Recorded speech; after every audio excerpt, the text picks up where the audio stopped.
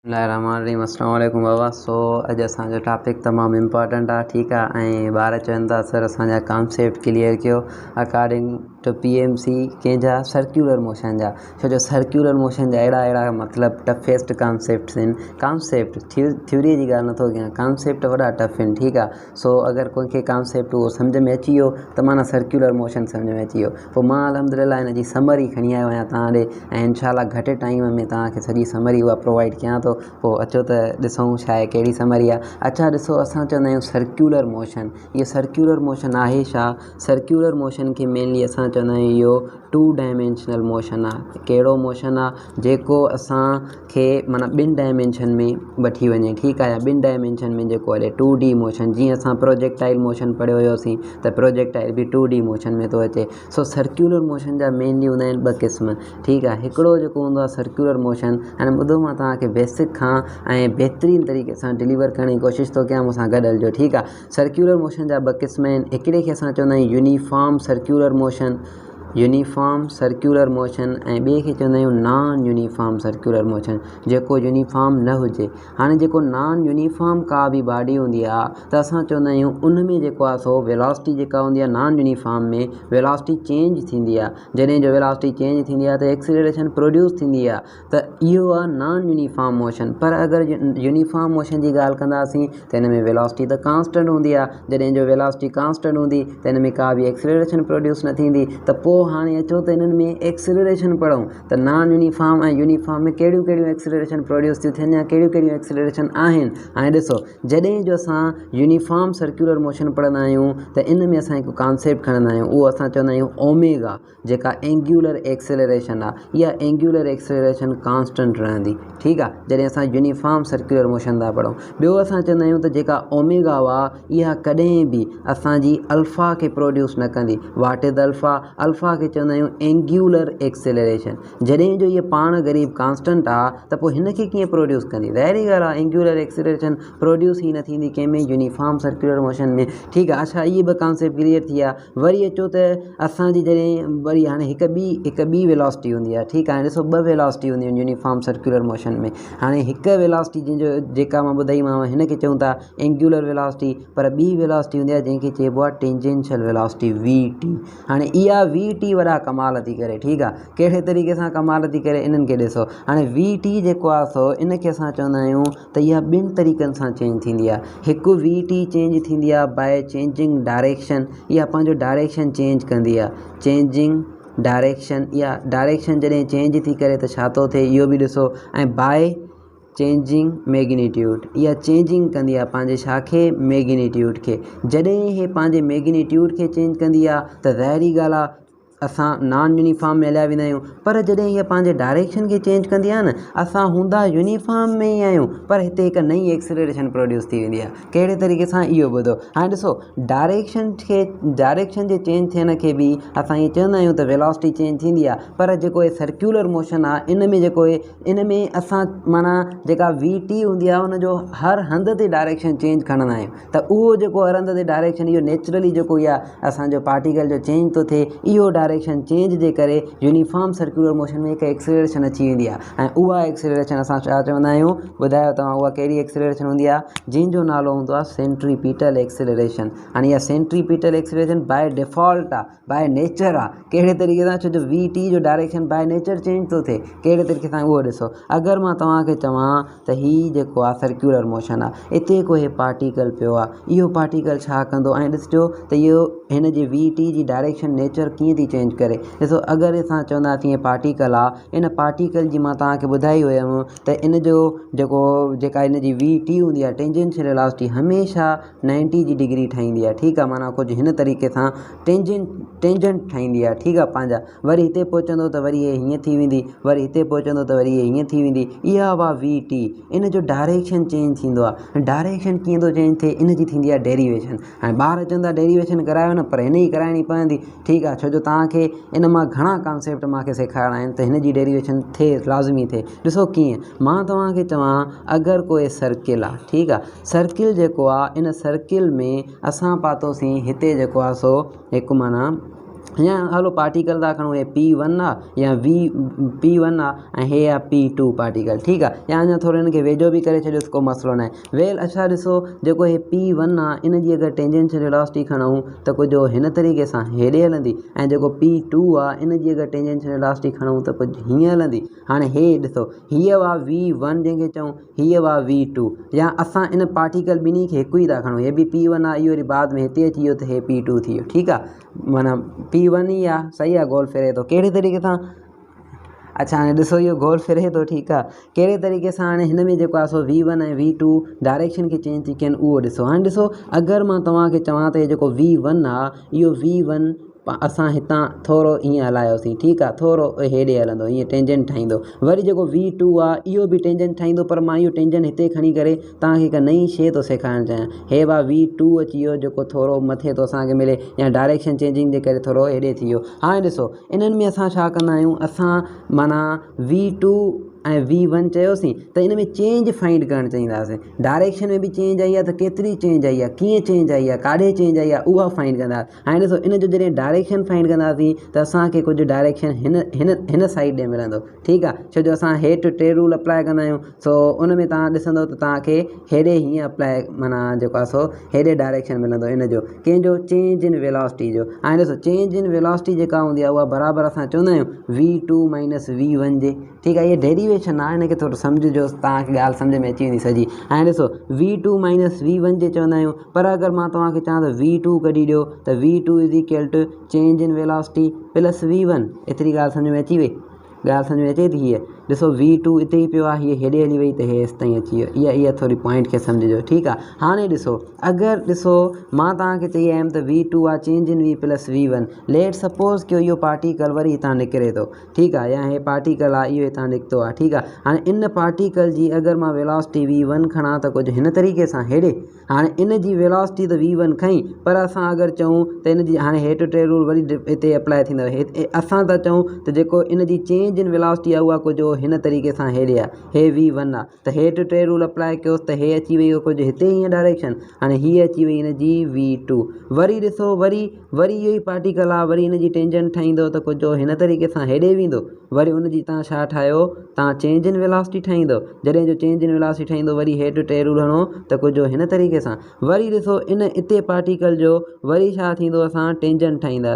हे बा हे टेंजेंट ठही वियो, ऐं टेंजेंट जी अगरि तव्हां चेंज इन वेलोसिटी खणंदव कुझु हीअं, वरी इनखे खणी ईंदव, हे V2 इन सां मिलाईंदव, छो जो असां चऊं था न चेंज इन वेलोसिटी जेको आहे सो बराबरि आहे छाजे, या V2 बराबरि आहे छाजे, change in velocity plus V1। त हे change in V1 change in velocity ॿिन्ही खे प्लस कयोसीं, V2 मिली वियो। हाणे ॾिसो, इन मां तव्हांखे हिकु ॻाल्हि सम्झ में अची वई, कहिड़ी, त जॾहिं असां कुझु माना इन तरीक़े सां चेंज इन वेलोसिटीअ खे ऐं V1 खे एड कंदा आयासीं त असांखे कुझु डायरेक्शन जेको मिले थो सर्किल जो, उहो हीअं थो मिले, ठीकु आहे। ॾिसो त इहो कीअं थो मिले। हाणे हे सर्किल ठहंदो थो वञे, इहो सर्किल खे केरु थो ठाहे, सर्किल खे ठाहे थी चेंज इन वेलोसिटी। ऐं चेंज इन वेलोसिटी कहिड़े डायरेक्शन में आहे, change in velocity circle J direction में आहे। जॾहिं जो इहा सर्किल जे डायरेक्शन में हूंदी त इन सर्किल में माना ॾिसो, हीअ जेका चेंज इन वेलोसिटी आहे उहा हिन डायरेक्शन में आहे, हा हिते डायरेक्शन में आहे, हितां हीअं डायरेक्शन में आहे। त जंहिं डायरेक्शन में इहा चेंज इन वेलोसिटी हूंदी उते थी इहा प्रोड्यूस करे। ॾिसो, मां चयो आहे जॾहिं वेलोसिटी में चेंज अचे, इंक्रीज़मेंट अचे, त उते असांजी हिकु प्रोड्यूस थी वेंदी आहे एक्सीलरेशन, जंहिंखे चऊं था AC। ॻाल्हि सम्झ में अची वई, इहा हूंदी आहे AC जी डेरिवेशन। छो कराई, छो जो असां पढ़ंदा आहियूं जेका AC हूंदी आहे उहा सर्क्यूलर मोशन जो जेको असांजो डायरेक्शन आहे उहा ठाहींदी आहे। माना ॾिसो, असां चऊं त सर्क्यूलर मोशन में जेको डायरेक्शन थो अचे, या सर्क्यूलर मोशन ठहे कीअं थो, त उहा या केरु थो ठाहे सर्क्यूलर मोशन खे, त असां चवंदासीं AC थी ठाहे।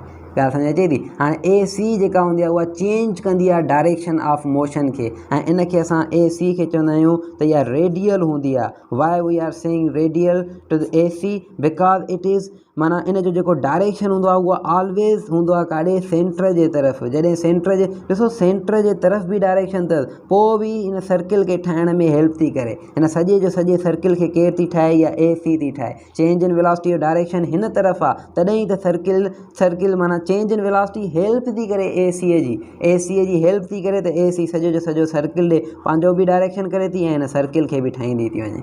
सो ॻाल्हि सम्झ में अची वई, त इहा AC इनबिल्ट आहे कंहिंमें, यूनिफॉर्म सर्कुलर मोशन में, ऐं इहा यूनिफॉर्म सर्कुलर मोशन में ओनली एंड ओनली एक्सीलरेशन हूंदी आहे, ॿी का बि एक्सीलरेशन न हूंदी आहे कंहिंमें, यूनिफॉर्म सर्कुलर मोशन में, पर नॉन यूनिफॉर्म में हूंदी आहे। हाणे नॉन यूनिफॉर्म, ऐं ॾिसो मां तव्हांखे हिकु वी टी ॿुधायमि, जॾहिं वी टी में डायरेक्शन में चेंजिंग अचे त उते ए सी प्रोड्यूस थींदी आहे, जॾहिं मैग्नीट्यूड में चेंजिंग अचे त उते जेका प्रोड्यूस थींदी आहे न उहा पढ़ंदा आहियूं नॉन यूनिफॉर्म में। कहिड़े तरीक़े सां, ॾिसो नॉन यूनिफॉर्म असां उनखे था चऊं जंहिंमें ओमेगा सेम न हुजे, जॾहिं जो ओमेगा बराबरि न हूंदी ज़ीरो जे, माना चेंज थी थिए, ठीकु आहे, त इन में हिकु एक्सीलरेशन प्रोड्यूस थींदी आहे जंहिंखे चइबो आहे अल्फ़ा। अल्फ़ा खे चवंदा आहियूं एंगुलर एक्सीलरेशन।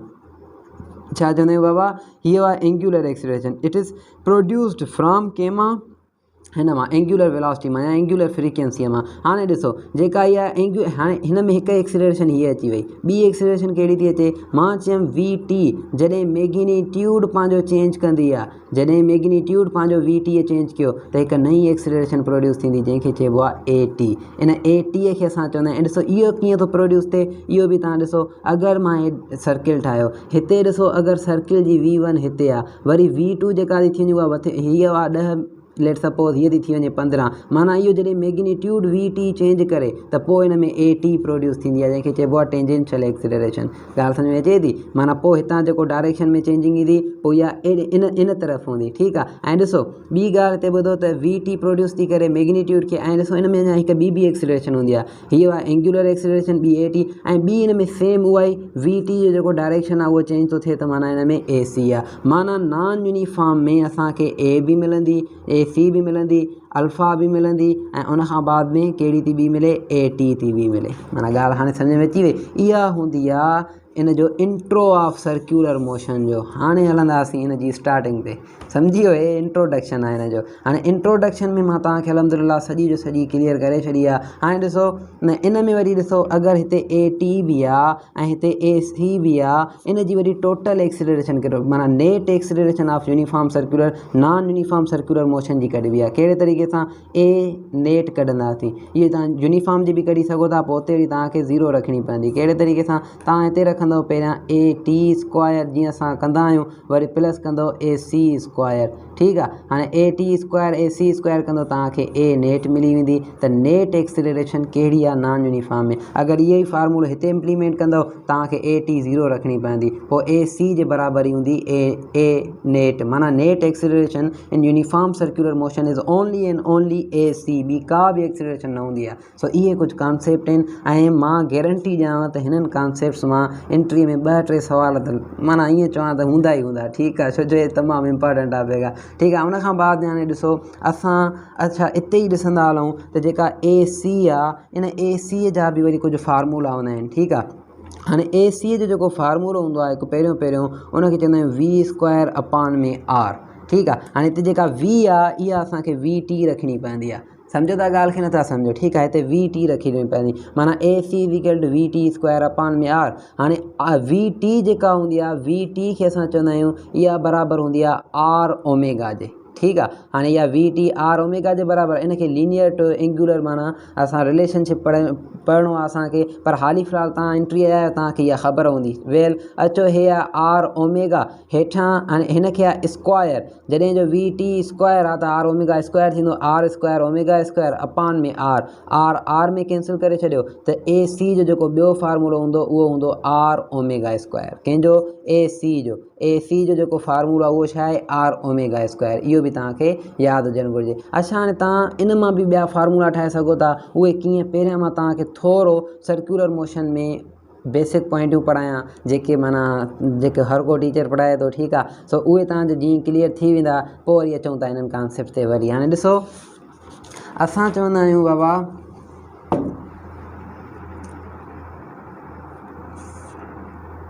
हाणे इहो इंट्रोडक्शन, उनखां बाद में असांजो मेन जेको टॉपिक इन में यूनिफॉर्म सर्कुलर मोशन में उहा आहे एंगुलर डिस्प्लेसमेंट, एंगुलर वेलोसिटी ऐं एंगुलर एक्सीलरेशन। हाणे इहा जेका एंगुलर डिस्प्लेसमेंट आहे इहा छा हूंदी आहे, इनखे था अॼु सही तरीक़े सां सम्झूं। हाणे इहा एंगुलर डिस्प्लेसमेंट असां ईअं चवंदा आहियूं, लेट सपोज़ कि असां इन जो कॉन्सेप्ट हीअं खणणु चाहियूं त हिकु नंढिड़ो सर्किल आहे, इन में हितां खां को पार्टिकल हिते पहुतो आहे, त असां हिनखे चवंदा आहियूं इहो इन जो डिस्टेंस आहे। अगरि असां इहो यूनिफॉर्म सर्कुलर मोशन में ॻाल्हाईंदासीं त इहो डिस्टेंस असां चवंदा आहियूं आर्क लेंथ।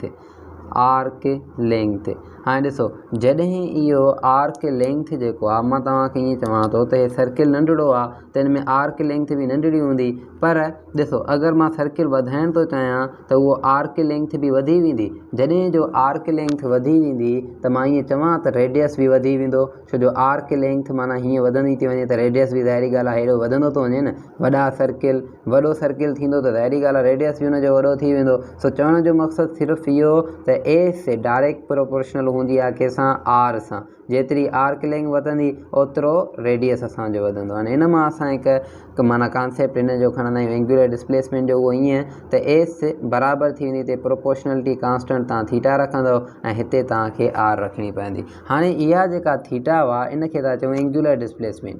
इहा डिफाइन कीअं कंदासीं, इहा चवंदासीं एंगल माना अगरि ठहे कंहिंजे विच में आर्क लेंथ ऐं रेडियस जे विच में जेका एंगल थी ठहे, असां उनजो नालो रखियो आहे छा, एंगुलर डिस्प्लेसमेंट। एतिरो कॉन्सेप्ट सम्झ में अची वियो त जेका रेडियस ऐं आर्क लेंथ जे विच में जेका डिग्री थी ठहे, एंगल थी ठहे, त केतिरी डिग्रीअ ते आहे इहो, हे पाण में केतिरी डिग्रीअ ते आहिनि ॿई, त इहा हुआ असांजी एंगुलर डिस्प्लेसमेंट। को बि पार्टिकल अगरि कोई हितां ईअं मूव थो करे मथे, त इहा ज़ाहिरी ॻाल्हि आहे रेडियस सां का न का एंगल ठाहींदो। उहा केतिरी एंगल थो ठाहे उहो तव्हांखे फाइंड करिणो आहे। अगरि 90 जी डिग्री थो ठाहे त 90 ॿुधाईंदो, वधीक थो ठाहे त वधीक ॿुधाईंदो।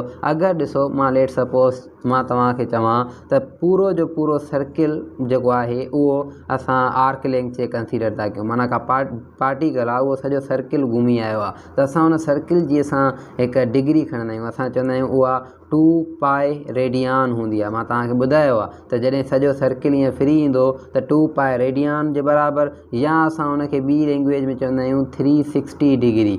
ईअं बाबा, हाणे 360 डिग्री अगरि मां हिते रेडियान कढणु चाहियां, हाणे इहो रेडियान छा आहे इहो ॿुधायांव थो। ॾिसो, अगरि मां हिते हिकु रेडियान कढणु चाहियां, 1 रेडियान, इहो जेको 1 रेडियान आहे इहो बराबरि थी वेंदो छाजे, 360 अपान में 2 पाए। ऐं हिन में जॾहिं 2 पाए आहे, हिते तव्हांखे वरी 2 पाए जो वैल्यू वरी ॿियो रखिणो आहे। कहिड़े तरीक़े सां, हाणे पाए जो वैल्यू तव्हां हिते रखंदव 3.14, सम्झो था। ऐं हिते इहा एंगल जे बराबरि त आहे, पर हिते हाणे पाए जो वैल्यू तव्हांखे 3.14 रखिणो आहे, छो जो तव्हां हाणे रेडियान में कन्वर्ट था करणु चाहियो। वेल अचो अॻिते, त हिकु रेडियान जेको आहे उहो बराबरि थी वेंदो कीअं, जॾहिं 2 पाए माना जॾहिं 3.14 खे 2 सां मल्टीप्लाए कंदव त 6.28 जवाबु अची वेंदो। ठीकु आहे, सो उनखे तव्हां 360 सां डिवाइड कंदव त तव्हांखे जेका 1 रेडियान अची वेंदो उहो 57.3 डिग्री मिलंदी। ठीकु आहे, हाणे ॾिसो इहा 57.3 डिग्री छा आहे, इनखे थोरो सम्झो। चवे थो त जॾहिं छा थिए, हिकु कंडीशन थिए, कहिड़ी, जॾहिं आर्क लेंथ जेका इहा आर्क लेंथ आहे इहा रेडियस जे डिस्प्लेसमेंट जे बराबरि थी वञे। माना कीअं, जॾहिं हे आहे 5 सेंटीमीटर त रेडियस बि 5 सेंटीमीटर हुजे, त इन सिचुएशन में जेका हिते एंगल ठहंदी उहा एंगल हूंदी 57.3 डिग्री। सम्झो था, जॾहिं आर्क लेंथ डिस्टेंस रेडियस जे बराबरि हुजे त एंगल कहिड़ी थी थिए, 57.3 डिग्री। हाणे इहा ॾिसो 57.3 डिग्री एस खे बराबरि थी करे छॾे आर सां, त जॾहिं एस ऐं आर ॿई बराबरि थींदा त हितां एंगुलर डिस्प्लेसमेंट खणूं। Angular displacement is equal to S upon में आर, आर्क लेंथ अपान में रेडियस।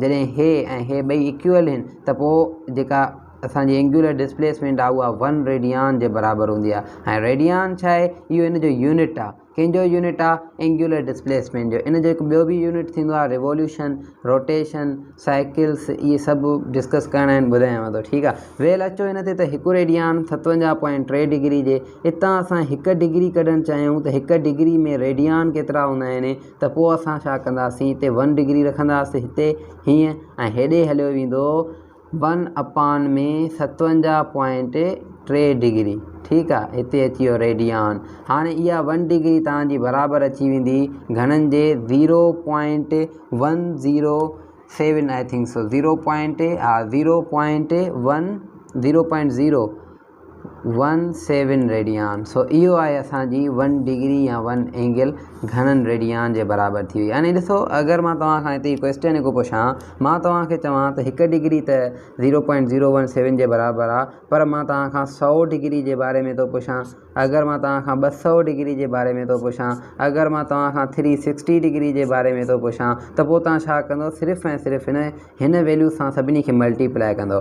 100 के बारे में पुछंदुमि त तव्हां चवंदो सर 100 मल्टीप्लाई कयो 0.017 सां। हाणे ॾिसो हे 100 डिग्री आहे त इहा अची वई हिते, माना 1.7 रेडियन बराबरि हूंदो 100 डिग्री जे। अगर असां 360 की ॻाल्हि कयूं त 360 0.017 रेडियन सां मल्टीप्लाई कंदव तव्हांखे 6.28 असांजा रेडियन मिलंदा। ठीकु आहे। ऐं 6.28 रेडियन असां अगरि मैथमेटिकली ॻाल्हि कयूं त हिकु पाए बराबरि हूंदी आहे 3.14 जे, ऐं 2 पाए बराबरि हूंदी आहे 6.28 जे। पोइ असां ईअं बि चवंदासीं त 360 आर आल्सो इक्वल टू 2 पाए रेडियन। सम्झी वियो ॻाल्हि खे। इहे हूंदियूं आहिनि कुझु डेरिवेशन्स कंहिंजूं एंगुलर डिस्प्लेसमेंट जूं। हाणे एंगुलर डिस्प्लेसमेंट में वरी हिकु ॿियो कॉन्सेप्ट आहे तव्हां खां पुछणो त ॾिसो अगरि मां तव्हांखे चवां थो त हिन जो डायरेक्शन छा आहे। हाणे डायरेक्शन एंगुलर डिस्प्लेसमेंट जो असां खणंदा आहियूं वेक्टर, तॾहिं कंडीशन आहे वेक्टर खणण जे लाइ। एंगुलर डिस्प्लेसमेंट खे वेक्टर तॾहिं चइबो आहे जॾहिं इहो शार्ट इंटरवल ऑफ टाइम जे लाइ वञे, माना आर्क लेंथ सफ़ा घटि अचे। जॾहिं जो सफ़ा घटि हूंदी त पोइ असां हिनखे चवंदासीं त इहा वेक्टर क्वांटिटी आहे, अदरवाइज़ हिनखे वेक्टर क्वांटिटी असां न चवंदा आहियूं। ठीकु आहे। ऐं इन जो जेको डायमेंशन हूंदो आहे, अगरि असां डायमेंशन जी ॻाल्हि कयूं त इहा डायमेंशन लेस क्वांटिटी आहे, हिन जो को बि डायमेंशन न हूंदो आहे। हिनखे चइबो आहे L पावर 0। ठीकु आहे। माना हिन में को बि असां डायमेंशन नथा खणूं, पर हिन जो यूनिट हूंदो आहे जेको रेडियन हूंदो आहे, या जेको रिवोल्यूशन हूंदो आहे, या जेको रोटेशन हूंदो आहे, या जेको साइकिल हूंदो आहे। ठीकु आहे। इहे सभु हिन जा कुझु यूनिट्स आहिनि। ऐं ॿियो इहो त ॾिसो अगरि मां तव्हांखे घड़ियाल जी घड़ीअ जे बारे में थो ॿुधायां। ठीकु आहे। जेका इहा घड़ियाल आहे असांजो, या वॉल क्लॉक आहे असांजो, इहो वॉल क्लॉक में जेका सेकंड हैंड हूंदी आहे, इहा सेकंड हैंड अगरि मां तव्हांखे चवां त इहा हाफ रोटेशन कंप्लीट थी करे, माना हितां अची करे हिते पहुती आहे, त इहो ॿुधायो त इन केतिरी एंगुलर डिस्प्लेसमेंट कवर कई, रिवोल्यूशन केतिरियूं कवर कई। त हाणे तव्हां छा चवंदो, अगरि कंप्लीट हूंदी त 2 पाए आर, अगरि हाफ हूंदी तव्हां चवंदो सर पाए इन रिवोल्यूशन कंप्लीट कई आहे, माना पाए रेडियन। ठीकु आहे। अगरि मां एंगल में ॻाल्हाईंदुमि त एंगल में घणी रेडियन चवंदो, 180 डिग्री। हलो ठीकु आहे। मां अगरि तव्हां खां हिकु ॿियो क्वेश्चन पुछां, उन में मां तव्हां खां पुछां थो त अगरि का बॉडी आहे जेका 3 रिवोल्यूशन कवर थी करे, माना 3 रिवोल्यूशन हणी आई आहे, हीअं कंप्लीट घणियूं 3 रिवोल्यूशन करे आई आहे। जॾहिं जो 3 करे आई आहे त ॿुधायो एंगुलर डिस्प्लेसमेंट हिन जी छा थींदी, त तव्हां छा चवंदो 3 मल्टीप्लाई बाय 2 पाए रेडियन। हाणे तव्हां छा चवंदो, हिन सां जॾहिं मल्टीप्लाई कंदो 6 पाए रेडियन। हाणे इनखे अगरि एंगल में कन्वर्ट कयूं त 180 हीअ रखो, 6 हीअ रखो, पोइ जेको जवाबु अचे उहो हिते रखो। ॻाल्हि सम्झ में अचे थी बाबा। इहो तव्हां ईअं कन्वर्ट करे सघो था, ऐं क्वेश्चन इहे ई आहिनि हिन मां।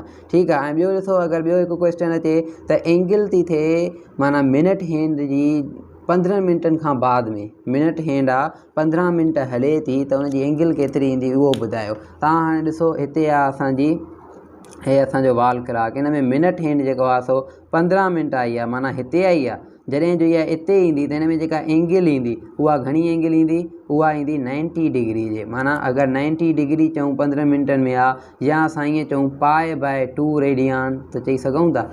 सम्झी वियो ॻाल्हि खे। ईअं रेडियन ऐं डिग्री जो पाण में तव्हां रिलेशनशिप वठंदा आहियो। ॿियो ॾिसो हिन जो असां डायरेक्शन वठंदा आहियूं। हाणे डायरेक्शन हिन जो कीअं वठंदा आहियूं इहो ॿुधो। डायरेक्शन ईअं चवंदा आहियूं त इहा राइट हैंड रूल अप्लाई कंदी आहे। अगरि मां तव्हांखे चवां त हे ॾिसो हे सर्किल आहे, इन में एंटी क्लॉक वाइज़ असां हलूं था। एंटी क्लॉक वाइज़ जो मतिलबु त माना हीअ जेका बॉडी आहे इहा क्लॉक जे उपतर थी हले। कीअं, माना हेॾे थी हले। ठीकु आहे। हीअं थी रिवॉल्व करे। जॾहिं क्लॉक तव्हां क्लॉक ज़हन में आणियो, क्लॉक हलंदो आहे हीअं, वॉल क्लॉक हीअं हलंदो आहे, पर हे हीअं हलंदी त इहो एंटी क्लॉक वाइज़ आहे। ऐं असां एंटी क्लॉक वाइज़ खे चवंदा आहियूं त इहा अपवर्ड हूंदी आहे। कहिड़े तरीक़े सां, हीअ ॾिसो एंटी क्लॉक वाइज़ चवंदा आहियूं आउट ऑफ द पेज। ॾिसो असां हीअं हीअं कंदासीं, कर्ल फिंगर कंदा। जॾहिं असां पंहिंजी फिंगर्स खे कर्ल कंदासीं त असांखे डायरेक्शन मथे मिलंदो। एंटी क्लॉक वाइज़ जो डायरेक्शन मथे हूंदो आहे। ठीकु आहे। पर अगरि असां क्लॉक वाइज़ जी ॻाल्हि कयूं त क्लॉक वाइज़ में कर्ल फिंगर हीअं करिणो पवंदो, जंहिं डायरेक्शन में आर्क लेंथ थी वञे, पोइ असांजो डायरेक्शन ईंदो हेठि। तॾहिं असां चवंदा आहियूं त जेको असां हिन में स्क्रू जो कॉन्सेप्ट बि खणंदा आहियूं। एंटी क्लॉक वाइज़ में जेको स्क्रू हूंदो आहे उहो असांजो मथे ईंदो आहे, माना स्क्रू न हूंदो आहे जेको असां ईअं फेराईंदा आहियूं, ठीकु आहे। जॾहिं जो एंटी क्लॉक वाइज़ में तव्हां फेराईंदव न स्क्रू खे, ॾिसो अगरि असां एंटी क्लॉक वाइज़ में हीअं स्क्रू पकड़ियो आहे, हीअं असां फेराईंदासीं त इहो मथे अपवर्ड डायरेक्शन में ईंदो, पर असां ॾिसो एंटी क्लॉक वाइज़ में फेरायूं नथा त हे डाउनवर्ड डायरेक्शन में हेठि वेंदो आहे, ठीकु आहे। तव्हां स्क्रू जे कॉन्सेप्ट सां बि हिन खे यादि करे सघो था। सो एंटी क्लॉक वाइज़ असांजो माना अपवर्ड डायरेक्शन में ऐं क्लॉक वाइज़ जेको हूंदो उहो डाउनवर्ड में, ठीकु आहे। सो इहे हिन जा कुझु कॉन्सेप्ट्स हुया, मुंहिंजे ख़्याल में ॿियो को त हिन में न आहे।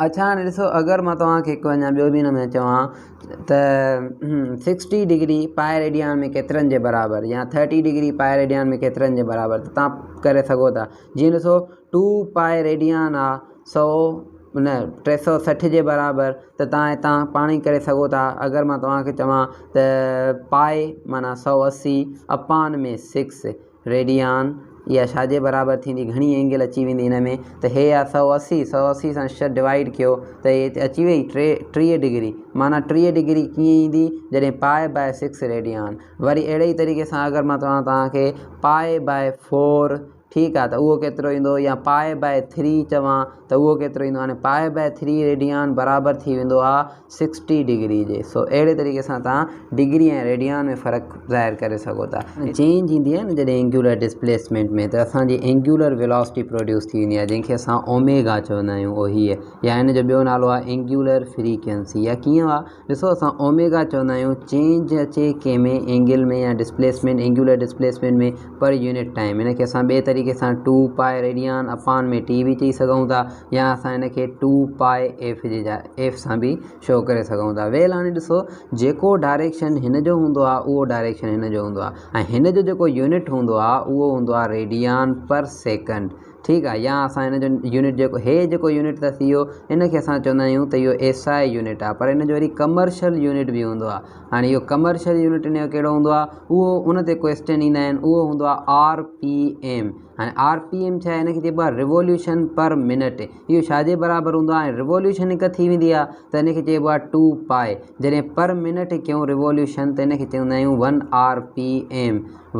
RPM, ठीकु आहे। 1 RPM बराबरि आहे 2 पाए रेडियन अपान में 60, माना हिन जो जेको टाइम आहे उन जे बराबरि हूंदा। वेल हाणे ॾिसो अगरि असां हिन खे सोल्व करणु चाहियूं त हे आयो 30, अगरि असां हिन खे रेडियन जो वैल्यू रखूं माना 3.28 जे बराबरि कयूंसि हिन खे, त ॾिसो 3.28 डिवाइड कंदो 3 सां त तव्हांखे 1 RPM में इहो मिलंदो त रेडियन केतिरा हूंदा आहिनि। माना असां कमर्शियल खे रेडियन में SI में कन्वर्ट था करणु सिखूं, पोइ असां छा चवंदासीं, असां चवंदासीं त 1 RPM जेको आहे उहो बराबरि हूंदो आहे 0.104, जॾहिं हिन सां हिन खे डिवाइड कंदो 0.104 रेडियन पर सेकंड, ठीकु आहे। कॾहिं बि अगरि मां तव्हांखे RPM जो वैल्यू कहिड़ो बि ॾियां, तव्हां सिर्फ़ु हिन वैल्यू सां मल्टीप्लाई कंदो तव्हांखे रेडियन पर सेकंड मिली वेंदो। लेट सपोज़ कि हो चए थो तव्हांखे 20 RPM, ठीकु आहे, ॿुधायो त हुन में रेडियन केतिरा, त तव्हांखे हो ईअं माना हे पॉइंटनि वारा बि चई सघे थो,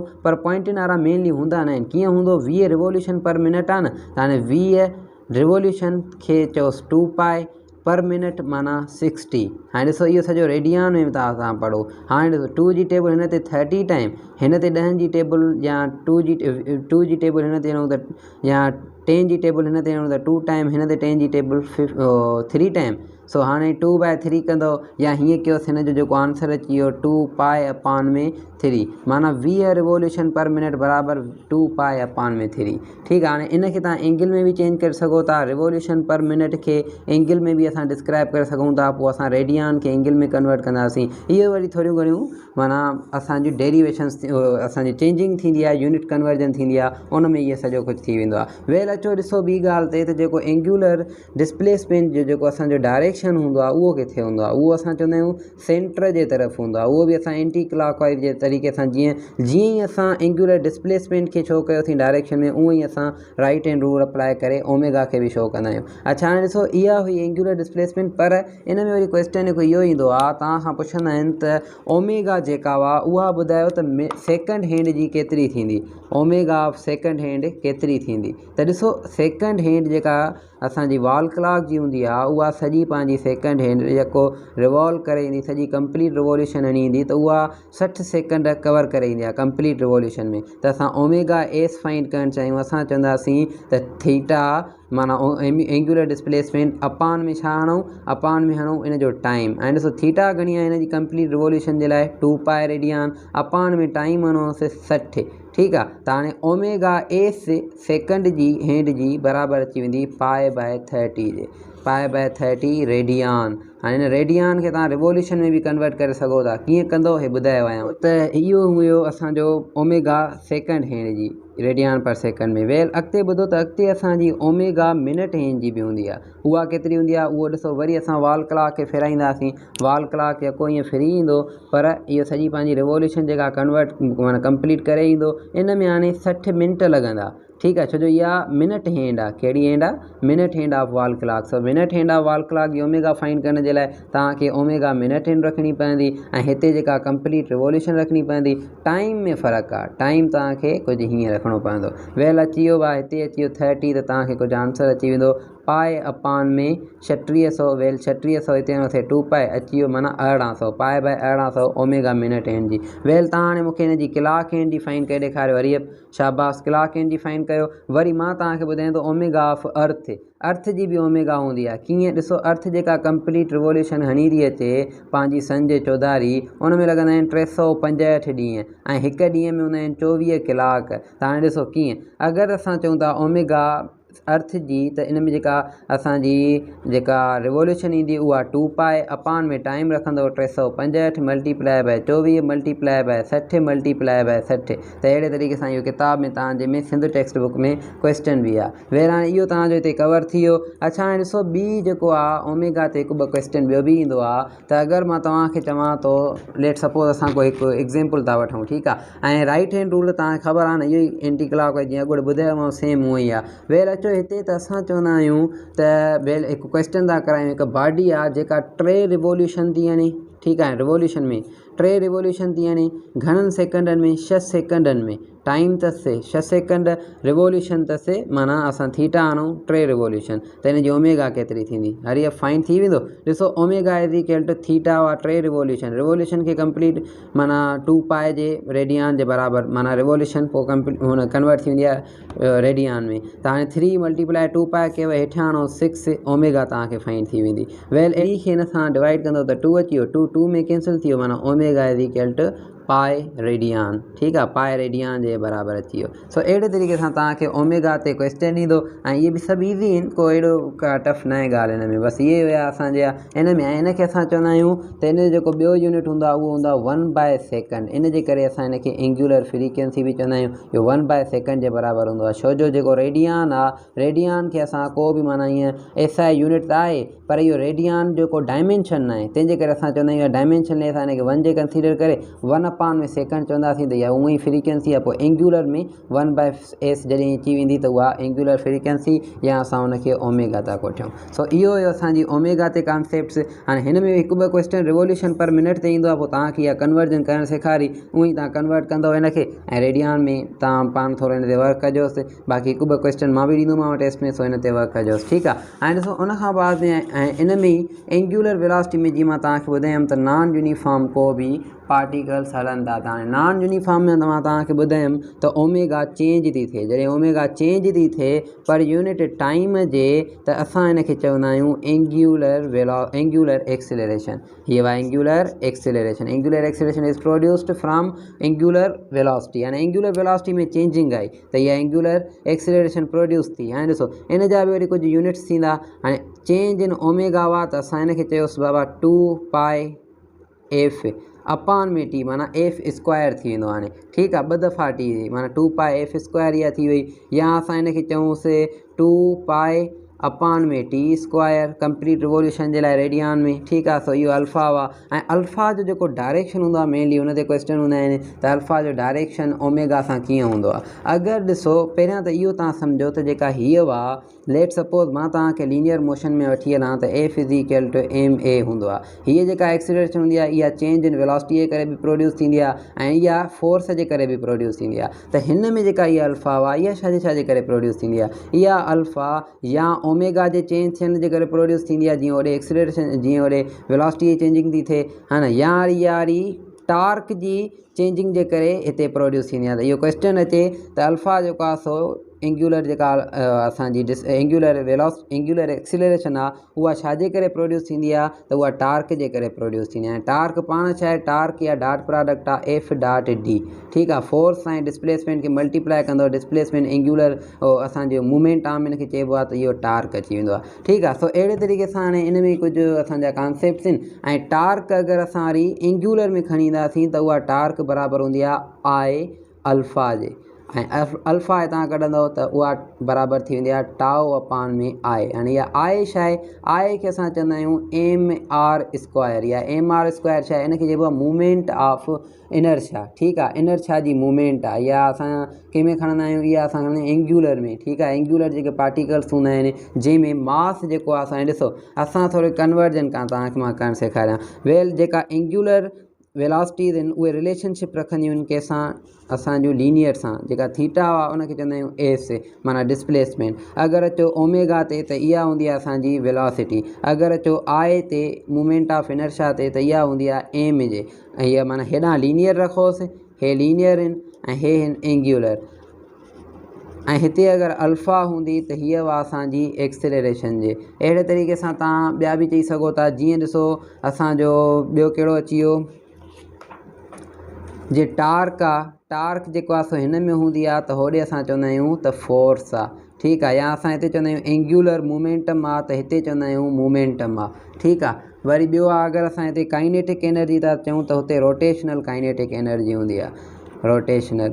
अहिड़े तरीक़े सां वरी असां अगरि चऊं त बसि मुंहिंजे ख़्याल में इहे ई आहिनि, ठीकु आहे न। हाणे ॾिसो इन्हनि मां असां जेको आहे न वरी सॼा चेंजिंग अची वेंदी आहे कंहिंमें, जेका न्यूटन जा जेके असांजो इक्वेशन्स आहिनि उन में चेंजिंग अची वेंदी आहे। न्यूटन जूं इक्वेशन्स कीअं थी वेंदियूं आहिनि, अगरि असां माना सभिनी में बसि रिप्लेस करे छॾियो, तव्हां पाण ई ठाहे वेंदो, इंट्रिया ॿार आयो। जीअं ॾिसो अगरि मां हिकु तव्हांखे कराए छॾियां, त अगरि मां तव्हांखे चवां थो त जेका चेंज इन वेलोसिटी आहे, या V F is equal to V I plus A T, हाणे इनखे तव्हां चेंज कयोसि, वी एफ माना त omega F is equal to omega I plus alpha T, ठीकु आहे। हाणे हे बि जेके हूंदियूं आहिनि इहे सभु जो सभु तॾहिं यूज़ थींदियूं जॾहिं यूनिफॉर्म सर्कुलर मोशन हूंदो। न्यूटन जूं इहे जेके बि इक्वेशन ईंदी यूनिफॉर्म में हूंदियूं आहिनि। पोइ तव्हां चवंदो सर पोइ हिन में बि त एक्सीलरेशन रखी अथव।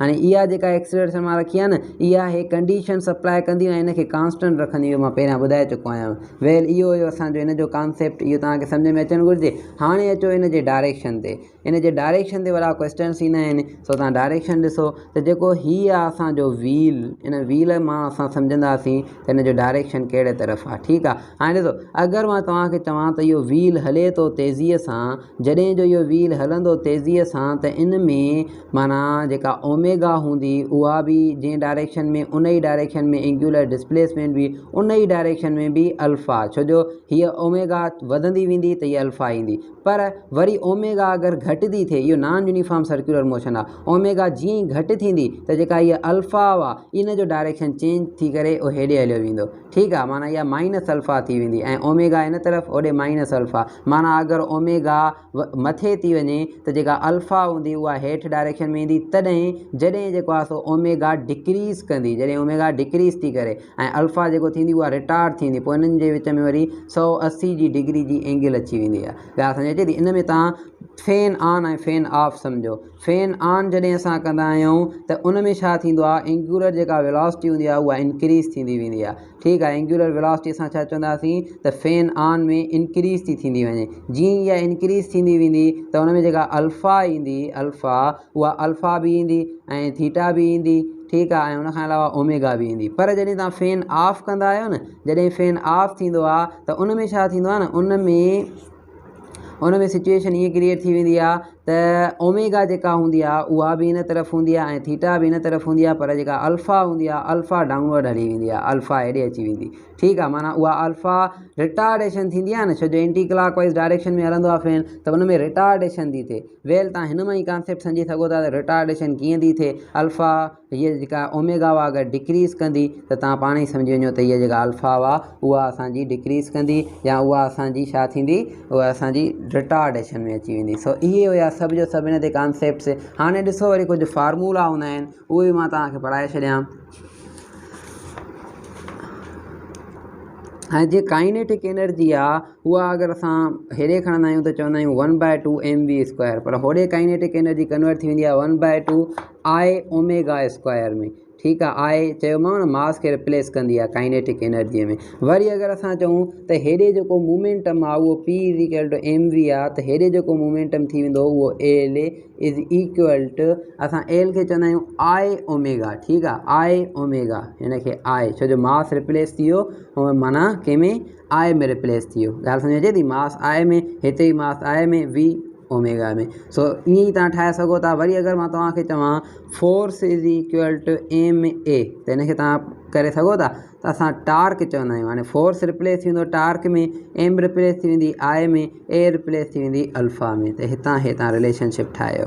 वरी ॾिसो ॿियो फोर्स हूंदो आहे change in P/में change in time. ठीकु आहे, हे असां सेकंड लॉ ऑफ न्यूटन जे अकॉर्डिंग पढ़ियोसीं त rate of change of momentum is known as force. ठीकु आहे, ऐं rate of change of momentum in falling bodies, त उहो वरी वेट थी वेंदो आहे। ठीकु आहे, फॉलिंग बॉडीज़ में वेट थी वेंदो, इन में वरी फोर्स आहे। वेल अचूं असां पंहिंजी एंगुलर ते, त हे एंगुलर आहिनि ऐं हे असांजा शइ आहिनि, हे असांजा लीनियर आहिनि। हाणे हिन खे एंगुलर में चेंज करिणो आहे त असां torque = change in L/में change in T। सो ईअं तव्हां इहे रिलेशनशिप ठाहे सघो था। वरी बि ॿिया बि तव्हां घणा ई आहिनि, ठीकु आहे, उहे सभु जो सभु ठाहे सघो था। जीअं ॾिसो असां अगरि वर्क डन चऊं त वर्क हेॾे हूंदो आहे F.D, ऐं वर्क उहो ई असांजो वर्क हेॾे अची वेंदो टाउ थीटा में। ठीकु आहे, सो इहे तव्हांजा कुझु एंगुलर वेलोसिटी ते एंगुलर एक्सीलरेशन ते तव्हांजा कुझु कॉन्सेप्ट्स आहिनि। ऐं एंगुलर एक्सीलरेशन ते वरी अञा हिकु ॿियो बि ॻाल्हाईंदा हलूं। अच्छा, हाणे ॾिसो कुझु असां लीनियर एंड एंगुलर जे विच में डिफरेंस था क्रिएट करणु चाहियूं। ॾिसो अगरि मां तव्हांखे चवां त कोई सर्किल आहे, इन में टेंजेंशियल वेलोसिटी हिन तरफ़ आहे, VT इन तरफ़ आहे। अगरि इन जो रिलेशनशिप खणूं त मां चयुमि VT = R omega, VT = R omega. अगरि इहो वेक्टर फॉर्म में हूंदो न त पोइ R ओमेगा न हूंदो, पोइ VT = ओमेगा R। इहो वेक्टर फॉर्म में जॾहिं तव्हां हिनखे ज़ाहिर कंदव त इहो ओमेगा R जे बराबरि थी वेंदो आहे। इन जी बि डेरिवेशन थींदी आहे, फ़िलहालु तव्हां इहो यादि रखी छॾियो त इहो माना आहे कीअं। वेल ॿियो हूंदो आहे असां चवंदा आहियूं S = R थीटा। इहो माना रिलेशनशिप आहे कंहिंजो, इहो रिलेशनशिप असां चवंदा आहियूं रिलेशनशिप आहे एंगुलर जो लीनियर सां या लीनियर जो एंगुलर सां। ठीकु आहे, इहो रिलेशनशिप आहे। वेल अॻिते ॾिसूं त वरी ॿियो आहे, जीअं असां AT चऊं, टेंजेंशियल एक्सीलरेशन चऊं, इहा टेंजेंशियल छा आहे, लीनियर आहे, उहा बराबरि अची वेंदी आहे छाजे, R अल्फ़ा जे। वरी इहो असां वेक्टर फॉर्म में खणंदासीं त उहो अल्फ़ा R थी वेंदो। इहे ईंदा त वेक्टर फॉर्म में, त कीअं थो इहो वेक्टर फॉर्म में चेंज थिए। ॿियो ॾिसो क्वेश्चन मां तव्हांखां हिकु पुछां थो। क्वेश्चन ॾिसो, हे तमामु बहितरीनु ऐं इम्पॉर्टेंट क्वेश्चन अथव, इनखे थोरो सम्झिजो गौर सां।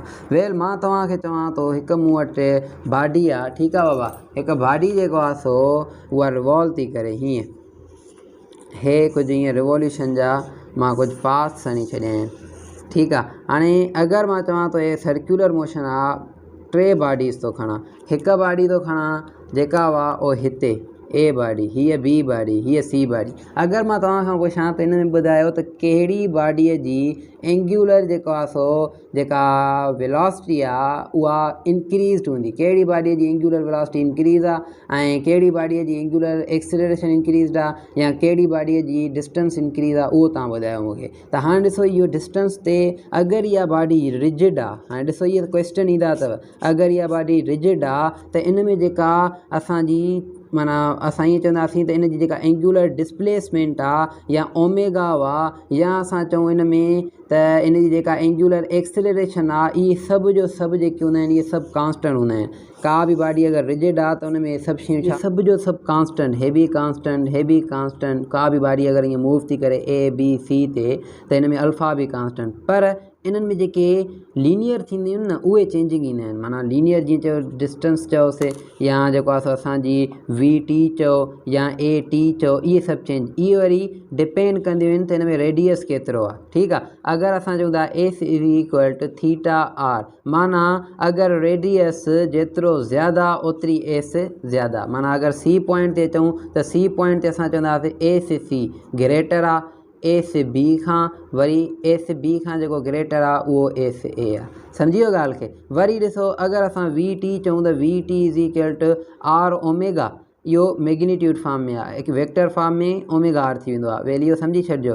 वरी ॾिसो हीउ जेको आर आहे, अगरि इहो आर वी टी में मथे आहे, ठीकु आहे, माना वरी असां उहो ई चवंदासीं त जेका वी टी आहे उहा सी जी ग्रेटर आहे, पोइ वी टी जेको आहे असांजी बी जी ग्रेटर आहे, पोइ वरी V T A G greater आहे। सम्झी वियो ॻाल्हि खे। वरी अचो ए टी ते, त इहा बि असां चवंदा आहियूं आर अल्फा। इहे सभु जो सभु माना डिपेंडेंट आहिनि, छा ते डिपेंड थियूं कनि, ओनली एंड ओनली रेडियस ते डिपेंड थियूं कनि। सो रेडियस जे अकॉर्डिंग असां चऊं था ए सी ग्रेटर आहे ए बी खां, वरी उहा ग्रेटर आहे ए खां, त ईअं तव्हां चई सघो था। सम्झी वियो ॻाल्हि खे। सो इहो तव्हांजो क्वेश्चन ईंदो आहे।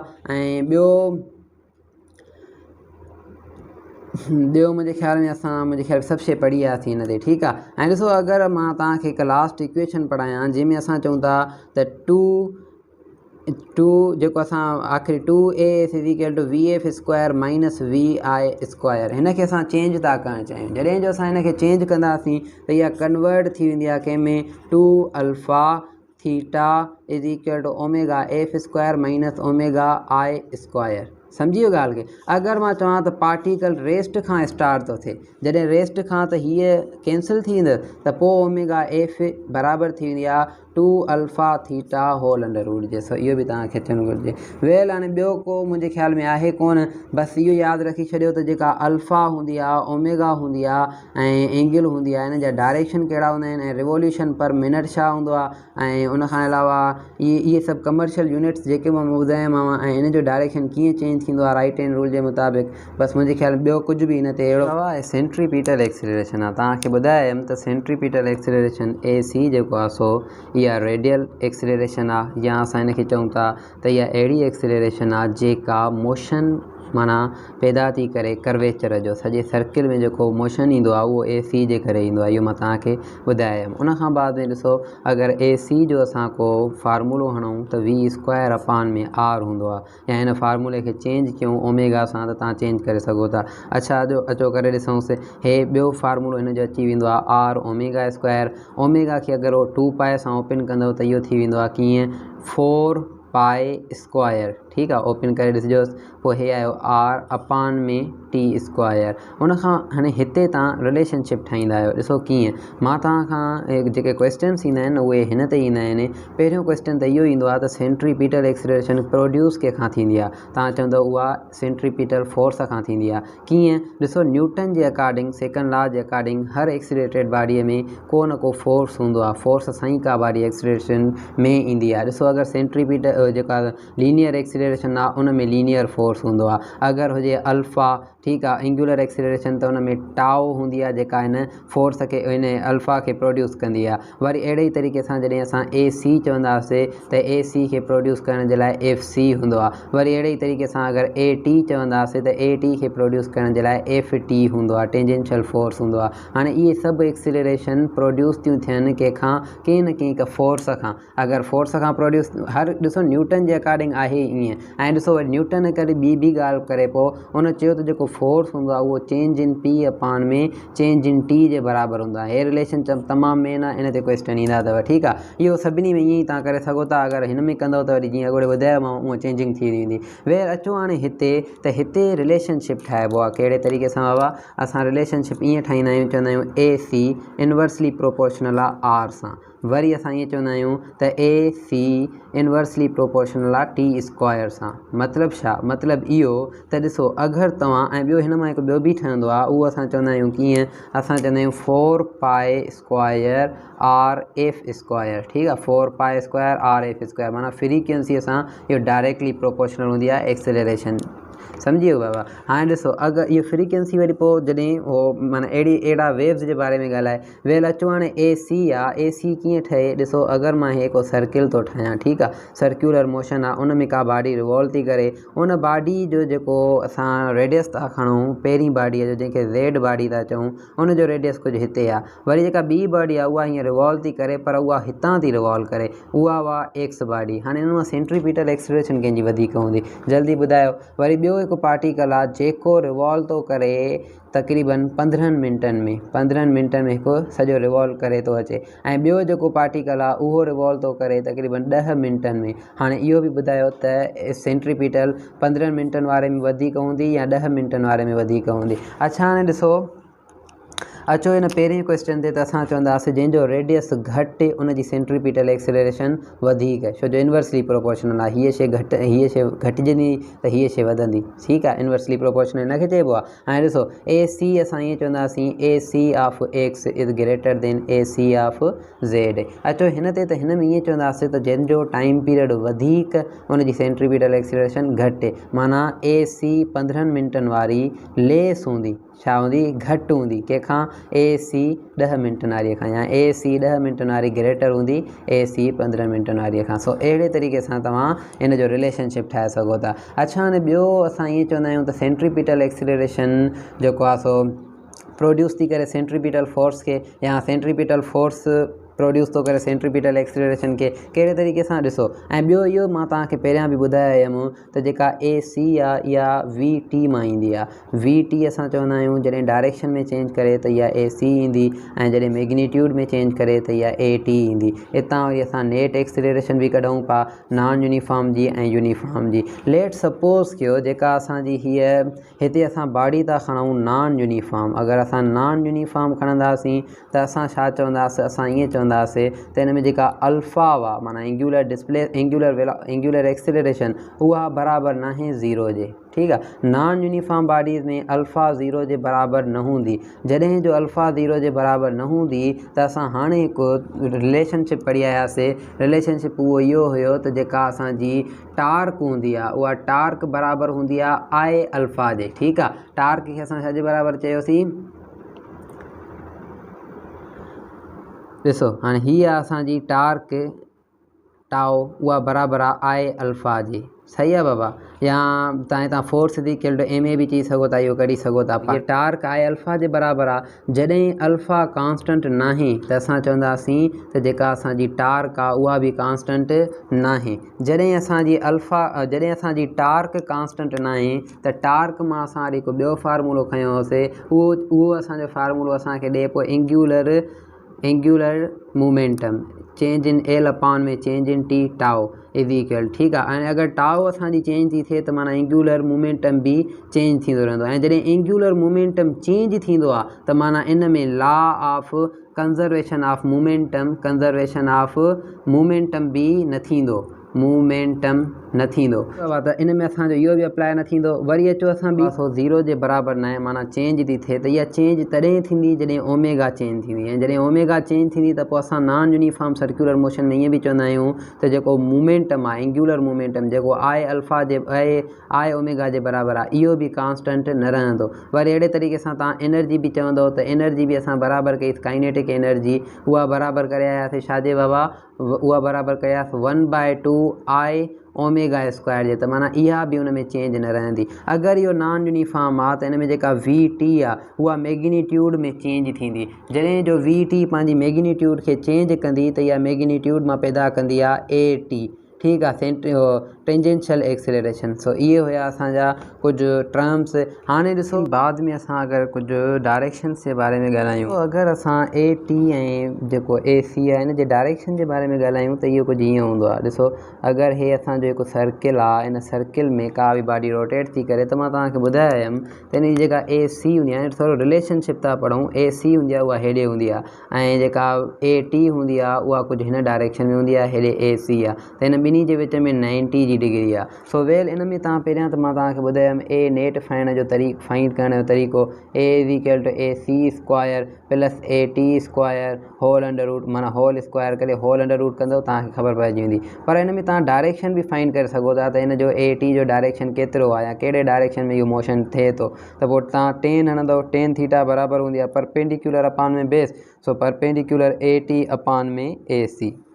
हितां तव्हां टेन बि इन जी फाइंड करे सघो था ऐं हिन सां तव्हां ए नेट बि फाइंड करे सघो था। अच्छा उन खां बाद में इन में ई ॾिसो हिकु ॿियो बि माना असां खणंदा आहियूं। अच्छा पहिरियां मां तव्हांखे थोरो इन में असां जूं मोशन्स जा इन में टाइप ॿुधाए छॾियां त कहिड़ा कहिड़ा थींदा आहिनि। वेल हिते अचो ॾिसो त जॾहिं असांजी AC ऐं AT जो रिलेशनशिप आहे उहो डिफाइन कंदो आहे मोशन खे कहिड़े तरीक़े सां। अगरि मां तव्हांखे चवां त AT 0 जे बराबरि आहे ऐं AC बि 0 जे बराबरि आहे त माना असां चवंदासीं त इहो पार्टिकल जेको आहे को माना का एक्सिलरेशन प्रोड्यूस ई नथी थिए त पोइ असां हिनखे चवंदासीं त इहो छा आहे, इहो यूनिफॉर्म में आहे। माना इन में का बि माना को बि एक्सिलरेशन प्रोड्यूस नथी थिए त असां चवंदासीं इहो यूनिफॉर्म बॉडी आहे, यूनिफॉर्म मोशन थो थिए। ठीकु आहे, यूनिफॉर्म मोशन चयोसि हिनखे या यूनिफॉर्म ट्रांसलेटरी मोशन चयोसि त अञा बि बहितर, यूनिफॉर्म ट्रांसलेटरी मोशन सही आहे। छो ट्रांसलेटरी था चऊं, छो जो AC 0 आहे, AC यूनिफॉर्म सर्कुलर मोशन खे प्रोड्यूस कंदी आहे। वेल हे ॾिसंदो ॻाल्हि सम्झ में अची वेंदी। अगरि चवां AT बराबरि नाहे 0 जे माना यूनिफॉर्म त नाहे, पहिरियां ॻाल्हि इहा, इहो वेरिएबल आहे। वेरिएबल आहे भला छा, इहो जेको आहे सो असांजो सर्कुलर आहे या ट्रांसलेटरी आहे, त असां चवंदासीं AC आहे ई न त इहो ट्रांसलेटरी मोशन आहे। ठीकु आहे, इहो ट्रांसलेटरी माना सिधो मोशन आहे, छो जो AT असांजी लीनियर एक्सिलरेशन आहे। सम्झो था न ॻाल्हि खे, इहा लीनियर एक्सिलरेशन आहे। पोइ जॾहिं टेंजेंट में थी अचे तॾहिं बि हिन जो डायरेक्शन सिधो हूंदो आहे, कॾहिं बि माना ईअं डायरेक्शन पंहिंजे खे चेंज न कंदी आहे या मोशन खे प्रोड्यूस न कंदी आहे सर्कुलर मोशन खे, सो उहा AC थी प्रोड्यूस करे। इन जे करे असां चवंदासीं त हे अगरि कंडीशन हीअं हुआ त उहो वेरिएबल ट्रांसलेटरी मोशन थींदो, ट्रांसलेटरी मोशन वेरिएबल में अची वेंदो। उन खां बाद में अगरि हिन में ॾिसूं त अगरि AT बराबरि आहे 0 जे पर AC बराबरि नाहे 0 जे त असां हिनखे चवंदा आहियूं यूनिफॉर्म। हाणे इहो तमामु इम्पॉर्टेंट अथव त यूनिफॉर्म इहो सर्कुलर मोशन आहे। ठीकु आहे, ऐं अगरि हिते अचो त AT बराबरि आहे 0 जे ऐं AC बि बराबरि आहे 0 जे त पोइ हिनखे चवंदा non uniform circular motion, non uniform circular motion. सम्झी वियो ॻाल्हि खे बाबा। सो अहिड़े तरीक़े सां तव्हां हिन जा रिलेशनशिप ठाहे सघो था। अच्छा हाणे ॾिसो आख़िरी टॉपिक आहे असांजो जंहिंखे असां चऊं था सेंट्रीपिटल फोर्स। हाणे इहो सेंट्रीपिटल फोर्स जेको आहे ॿुधायमि त इहो असांजी एक्सिलरेशन खे प्रोड्यूस कंदो आहे ऐं सेंट्रीपिटल फोर्स जेको हूंदो आहे उहो डायरेक्टेड टुवर्ड्स सेंटर हूंदो आहे। ऐं सेंट्रीपिटल फोर्स तव्हां कंहिंजो बि खणी सघो था, उहो कीअं कंहिंजो बि खणी सघो था उहो ॾिसो। पहिरियां त इहो ॾिसो त सेंट्रीपिटल फोर्स जेको हूंदो आहे उन में सभु हे टर्म्स हूंदा आहिनि। काइनेटिक एनर्जी जो फार्मूलो तव्हां हितां कढी सघो था, मोमेंटम जो फार्मूलो तव्हां हितां कढी सघो था। वेल अगरि मां चवां का बॉडी आहे, हे तमामु हाणे इंपॉर्टेंट मां तव्हांखे शइ पढ़ाए रहियो आहियां। फस्ट ऑफ ऑल तव्हां हे ॾिसो को बॉडी आहे जेका हीअं रिवॉल्व थी करे। ठीकु आहे, अगरि हीअं माना सॼो रिवॉल्व करे आई। हाणे मां हिनखे चवां थो इहा स्ट्रिंग आहे। ठीकु आहे, स्ट्रिंग न हूंदी आहे असां हीअं फेराईंदा वधंदा आहियूं, जॾहिं असां हीअं फेराईंदासीं त इहा स्ट्रिंग हीअं मूव कंदी। जॾहिं इहा स्ट्रिंग मूव कंदी त हिन सेंटर जे तरफ़ हिन में हिकु फोर्स क्रिएट थींदो ऐं उहो सेंट्रीपिटल फोर्स आहे। पोइ कॾहिं सेंट्रीपिटल फोर्स असांजो बराबरि हूंदो आहे टेंशन जे। ठीकु आहे, कॾहिं वरी सेंट्रीपिटल फोर्स बराबरि हूंदो आहे इलेक्ट्रोस्टैटिक फोर्स जे, कॾहिं सेंट्रीपिटल फोर्स बराबरि हूंदो आहे ग्रेविटीअ जे। इहे सभु जो सभु सेंट्रीपिटल फोर्सिस आहिनि जेके बॉडीअ खे पंहिंजे सेंटर ॾांहुं छिकनि था। कहिड़े तरीक़े सां ॾिसो, पहिरियां मां तव्हांखे अगरि ईअं चवां त सेंट्रीपिटल फोर्स खे सम्झण जे लाइ तव्हां इहो सम्झो त सेंट्रीपिटल फोर्स ऑलवेज़ कंहिं बि बॉडीअ खे पाण ॾांहुं सेंटर ॾांहुं छिकींदो आहे। जीअं ॾिसो अगरि असांजी का असांजी अर्थ आहे, अर्थ जे चौधारी मून फिरंदो आहे। जॾहिं जो मून फिरे थो त हिन ॿिन्ही जे विच में कहिड़ो फोर्स आहे, तव्हां चवंदो सर ग्रेविटेशनल फोर्स आहे, ग्रेविटेशनल फोर्स। हाणे इहो ग्रेविटेशनल फोर्स हिते सेंट्रीपिटल फोर्स जो कमु कंदो आहे। सम्झी वियो ॻाल्हि खे। वरी अहिड़े तरीक़े सां तव्हां हितां रिलेशनशिप बि ठाहे सघो था, FC = Gm/r²। हाणे FC जो वरी तव्हां हिते वैल्यू रखंदो mv²/r। तव्हांखे हिन मां अलाए केतिरा प्रॉब्लम सम्झ में अची वेंदा। वरी अहिड़े तरीक़े सां तव्हां ॿियो चओ त अगरि का बॉडी आहे जेका रिवॉल्व थी करे, इलेक्ट्रॉन आहे। ठीकु आहे, इलेक्ट्रॉन था खणूं, इलेक्ट्रॉन रिवॉल्व थो करे न्यूक्लियस जे चौधारी, त इन जे विच में हीअ प्लस चार्ज उहो माइनस चार्ज, इन्हनि जे विच में जेको फोर्स हूंदो आहे उहो इलेक्ट्रोस्टैटिक फोर्स। इंटरवेंशन छा पढ़िबो हाणे इहो FC इलेक्ट्रोस्टैटिक फोर्स जे करे थी थिए त असां छा चवंदासीं FE आहे। हाणे FC प्रोड्यूस थी थिए पर उहा बराबरि छाजे आहे, FE जे। हाणे FE बराबरि चवंदा आहियूं KQ1Q2/r²।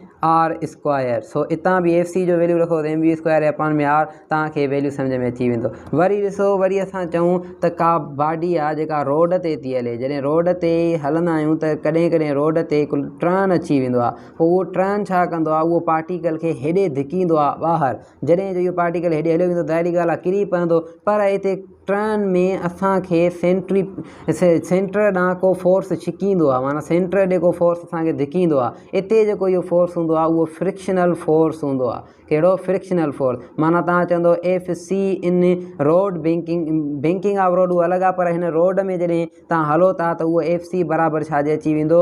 उहो F जे बराबरि अची वेंदो ऐं F बराबरि हूंदो आहे μr जे, ऐं FC बराबरि हूंदी आहे mv² में अपान में r। हितां तव्हां रिलेशनशिप कढी करे v कढो, कुझु बि कढो, हितां कढी सघो था। वरी ॾिसो अञा वरी हिन में ई सेंट्रीपिटल फोर्स के चार्ज में हुजे, जीअं ॾिसो प्लस प्लस हे प्लस प्लस, ठीकु आहे। हिते असां मैग्नेटिक फोर्स क्रिएट माना करणु था चाहियूं। हितां का नेगेटिव चार्ज अचे थी, हिन में कहिड़ो फोर्स अची वियो आहे? मैग्नेटिक फोर्स अची वियो आहे। हाणे मैग्नेटिक फोर्स जॾहिं हिते ईअं टर्न थी वेंदो आहे सर्किल में, माना असांखे जेको आहे सो चार्ज खे मूव कराईंदो, त हिते जेको फोर्स थो क्रिएट थिए सेंट्रीपिटल, उहो बराबरि हूंदो आहे F मैग्नेटिक जे। हाणे जेको इहो F मैग्नेटिक हूंदो आहे उहो असां कीअं चवंदा आहियूं त जेको F मैग्नेटिक आहे उहो बराबरि छाजे? F मैग्नेटिक QVB जे बराबरि। हाणे FC mv² में अपान में r, QVB हणोसीं, तव्हांखे ॻाल्हि सम्झ में अची वेंदी। सम्झी वियो ॻाल्हि खे? वरी ॾिसो, अगरि हाणे ॾिसो अहिड़े ई तरीक़े सां तव्हां सर्किल में का बाडीअ खे मूव था करायो, पर तव्हांजे हथ में हुनजी रस्सी आहे, त हिते सेंट्रीपिटल जेको फोर्स हूंदो आहे उहो बराबरि हूंदो आहे टेंशन जे। पर इहो हर हंधि ते चेंज हूंदो आहे। कहिड़े तरीक़े सां? उहो गौर सां ॾिसो। अगरि मां तव्हांखे चवां त हे बाडी आहे, हिकु हे पोज़ीशन, ॿी हीअ पोज़ीशन, टी हीअ पोज़ीशन, चौथी हीअ पोज़ीशन, हर हिकु पोज़ीशन ते हिन जी सेंट्रीपिटल फोर्स अलॻि अलॻि थी वेंदो आहे। कहिड़े तरीक़े सां? ॾिसो, अगरि हिते चवां त हिन जो सेंट्रीपिटल फोर्स ही आहे हेॾे, पर हिते जेको आहे न हिन जो सेंट्रीपिटल फोर्स बि हेॾे आहे, ठीकु आहे, जेको टेंशन था चऊं, ऐं इन में ई हेॾे अंदरि इन जो ग्रेविटेशनल फोर्स बि आहे, माना जंहिंखे वेट था चऊं, वेट बि हेॾे अथसि, mg जंहिंखे चइजे, mg बि अथसि, t बि अथसि। वरी अचो हिते त हिन में ओनली FC आहे, सम्झो था ॻाल्हि खे? वरी अचो हिते त इन जो मथे डायरेक्शन में हूंदो t, ठीकु आहे, या FC चयोसि जेका t जे बराबरि आहे, पर हेठें डायरेक्शन में हिन जो जेको हूंदो उहो हूंदो mg। सम्झो था ॻाल्हि खे? हाणे हे आहे mg, हे ॿई डायरेक्शन हेठि, हिन में ॿ फोर्स थी विया, हिन में हिकु फोर्स आहे, हिन में बि हिकु फोर्स आहे, ऐं हे फोर्स जेको बराबरि आहे उहो t जी आहे, हे फोर्स बि t जे बराबरि आहे, हे टेंशन मथे mg हेठि। हाणे ॾिसो, मां तव्हांखे अगरि चवां त हिते पार्टिकल जेको असां खणूं था उहो खणूं था A पार्टिकल, हिते खणूं था B पार्टिकल, हिते C, हिते D, हर हिकु हंधि मूंखे ॿुधायो त FC केतिरो थींदो। वेल अचो C बॉडी ते, त C बॉडी जो जेको FC थींदो, इहे FC जेको C बॉडी जो आहे उहो टेंशन जे बराबरि, माना हे को मसइलो ई न आहे, हे बि को मसइलो न आहे, पर हिननि जो जेको FC आहे न उहो चेंज हूंदो। B बॉडीअ जो अगरि तव्हां FC कढणु चाहींदो, तव्हां ईअं कंदो T प्लस mg, सम्झी वियो ॻाल्हि खे? T प्लस mg कंदो, तव्हांखे हिन जो जेको आहे सो सेंट्रीपिटल फोर्स ख़बर पइजी वेंदी। पर अगरि हिन जो तव्हां कढंदव FC, त इन में तव्हां छा कंदव? T, छो जो T जेको आहे सो उहो मथे आहे, सही आहे, त T माइनस कंदव mg सां। जॾहिं T जेको वॾो फोर्स आहे उन मां नंढड़ो फोर्स mg माइनस कंदव, त तव्हांखे ख़बर पइजी वेंदी त FC केतिरो आहे। सम्झी वियो ॻाल्हि खे? हाणे हितां इहे रिलेशनशिप हूंदा आहिनि जेके असांखे ॿुधाईंदा आहिनि त किथे बाडीअ जी कीअं आहे। हाणे माना D बाडीअ ते हे अची वियो, वरी असां हिनखे चेंज था कयूं। कहिड़े तरीक़े सां? अगरि मां हितां चवां टेंशन कढो, त वेल हिते टेंशन जो फार्मूलो कढूं। ॾिसजो कीअं मां तव्हांखे मेन पॉइंटियूं थो ॿुधायांव। Tension is equal to FC plus mg। हाणे टेंशन वधीक सभ खां वधीक किथे ईंदो आहे? उहो हिते हूंदो आहे, कंहिंमें? स्ट्रिंग में, हेठि जॾहिं डाउनवर्ड में हुजे, ऐं जॾहिं पीक पोज़ीशन ते हूंदो त टेंशन इन जो छा थींदो इहो ॿुधायो? इन जो टेंशन प्रोड्यूस जेको थींदो उहो थींदो FC माइनस mg। हाणे अगरि मां तव्हां खां पुछां त मिनिमम टेंशन किथे, तव्हां चवंदो मिनिमम टेंशन थींदो आहे पीक पॉइंट ते। मैक्सिमम टेंशन किथे? तव्हां चवंदो मैक्सिमम टेंशन जेको थींदो आहे उहो थींदो आहे असांजी डाउनवर्ड, माना हेठी पॉइंट ते। हाणे तव्हां मूंखे ॿुधायो त टेंशन जा वधीक स्ट्रिंग खे ब्रेक करण जा चांसिस घणा किथे? स्ट्रिंग खे ब्रेक करण जा चांसिस बि घणा हिते। हिते ब्रेक ज़्यादा थींदी, माना ब्रेक थी वेंदी तकड़ में, ऐं हिते चांसिस ब्रेक थियण जा लो चांसिस ऑफ ब्रेकिंग, माना ब्रेक हिते स्ट्रिंग थींदी ई न। हाणे इन्हनि मां क्वेश्चन अहिड़ा था अचनि जो हद खां वधीक। सो हे जेको बि मां सेंट्रीपिटल ते सम्झायोमांव इनखे सही तरीक़े सां सम्झो, ऐं FC जेको आहे सो इहो इनवर्सली हूंदो आहे R सां, ऐं FC जा वरी कुझु हे रिलेशनशिप आहिनि जीअं, इहे तव्हांखे सही तरीक़े सां अचणु घुरिजनि, त जीअं तव्हांजी सॼा कॉन्सेप्ट सही तरीक़े सां क्लियर थी वञनि। ठीकु आहे बाबा? हाणे ॾिसो अॻिते वरी अञा हिकु असांजो ॿियो बि टॉपिक आहे जंहिंखे असां चऊं था त सभु रिलेशनशिप हूंदो आहे, ठीकु आहे। रेडियल, टेंजेंशियल ऐं जेको असांजो ॿिए वारी ॿुधायांव थो कीअं। हाणे ॾिसो, हे जेको असां खयोंसि बाए सर्किल। हाणे इन सर्किल में हे असां सेंटर ते पाया हुआसीं। इन सर्किल जे जेको अंदरि हूंदो आहे उहो अंदरि माना जेके सेंटर जे तरफ़ जंहिंखे चइबो आहे एक्सिस ऑफ रोटेशन ॾे जेके वञनि था उन्हनि खे चइबो आहे एंगुलर क्वांटिटीज़। एंगुलर क्वांटिटीज़ जीअं कहिड़ियूं थींदियूं आहिनि, जीअं थीटा थींदी आहे, जीअं अल्फ़ा थींदी आहे, जीअं असांजी छा थींदी आहे, जीअं ओमेगा थींदी आहे। त इहे सभु सेंटर जे तरफ़ आहिनि। पर कुझु बॉडीज़ जेके हूंदियूं आहिनि उहे रेडियल हूंदियूं आहिनि। रेडियल माना जेके रेडियस जे तरफ़ हुजनि। कीअं? हाणे ॾिसो, इहे रेडियल बॉडीज़ जीअं एफ सी थी वियो, ठीकु आहे, या ए सी थी वियो, इहे रेडियल क्वांटिटीज़ आहिनि। कुझु वरी हूंदियूं आहिनि टेंजेंशियल क्वांटिटीज़, जीअं ए टी थी वई, वी टी थी वई, एफ टी थी वई, पी थी वियो, ठीकु आहे। इहे सभु छा थींदा आहिनि? इहे टेंजेंशियल क्वांटिटीज़ आहिनि। ऐं हे जेके आहिनि इहे असांजूं एंगुलर क्वांटिटीज़ आहिनि। ऐं हे जेके आहिनि इहे असांजूं रेडियल आहिनि। हाणे रिलेशनशिप तव्हांखे ख़बर पइजी, रेडियल, टेंजेंशियल, इहे सभु जो सभु वरी 90 जी डिग्रियूं ठाहींदियूं आहिनि, टेंजेंशियल, ऐं हे हूंदियूं आहिनि एंगुलर। हाणे तव्हां खां को क्वेश्चन पुछे त एफ सी जेको आहे सो वी टी सां कहिड़ो माना एंगल ठाहींदी आहे, तव्हां चवंदो 90, ए टी सां 90, पी सां 90। वरी अगरि हितां चवे त हे बॉडीज़ थीटा या अल्फ़ा या ओमेगा इहे एफ सी सां कहिड़ो माना कहिड़ी एंगल ठाहींदियूं, तव्हां चवंदो 90, ए सी सां 90। माना ॻाल्हि खे सम्झण जी कोशिशि कजो। सो ईअं तव्हां रिलेशनशिप ठाहे सघो था हिननि जा, हिननि सभिनी जा। सो हिते असांजा टॉपिक सभु क्लियर थी विया आहिनि। सभु मैक्सिमम टॉपिक मां क्लियर करायो आहियां, ठीकु आहे। ऐं ॿियो नथो लॻे को बि अञा टॉपिक हूंदो, सो अगरि हूंदो त मां तव्हांखे ॿुधाए थो छॾियां। ॿियो बि तव्हांखे बराबरि पढ़ाए हलां त प्रोजेक्टाइल मोशन में असांजी वेलोसिटी रहे पई, न बल्कि एक्सेलरेशन, सॉरी, असांजी काइनेटिक एनर्जी रहे पई।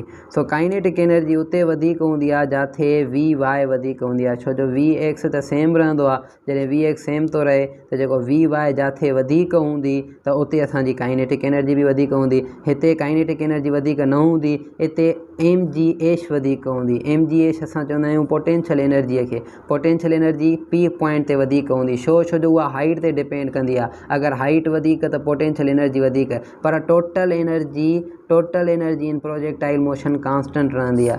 टोटल एनर्जी छा रहंदी आहे बाबा? कांस्टेंट रहंदी आहे। सम्झियो ॻाल्हि खे? हिते असांजी सॼी ईंड आहे, सही आहे। काइनेटिक एनर्जी जो इहो मां रायो हुयोसि, कुझु जेको आहे सो स्टूडेंट चवनि पिया त तव्हां असांखे ॿुधायो। सो इहो तव्हांजो काइनेटिक एनर्जी जो बि थी वियो। हाणे बसि हिते हिनखे ख़तमु था कयूंसि।